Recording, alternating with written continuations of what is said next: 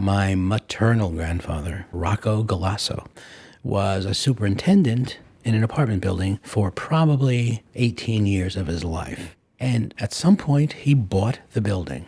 And so we grew up there. He would say to me, Nicolo, we're going for a walk. And I would always wanted to go with Grandpa. And he would get a pastrami sandwich the size of my head. And he would buy me a hot dog. And he would say, don't you tell anybody. We just to go for a good walk, right? You want another hot dog? And in this building, every apartment was filled with an aunt or an uncle. And every Sunday, Rocco cooked. So all of his family would show up for dinner, all 30, 40 of us. And one Sunday at dinner, Rocco made it clear to us that we were going to all have to move, that the city has condemned all of these buildings to build these brand new apartments. And so we had, I think, 8 months to a year to relocate. And then one day, my mom and dad and my brother Michael and I went to Rocco's apartment for the Sunday meal.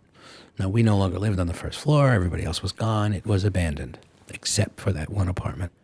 We had our meal, and at some point, Rocco said to me and my brother, let's go down the stairs and put some coal in the burner. And we got down to the coal pile, and instead of grabbing the shovel, he said, pick up as much coal as you can and put it into your pocket.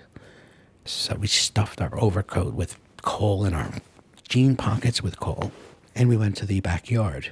And there's one light on, and all the other apartments are dark.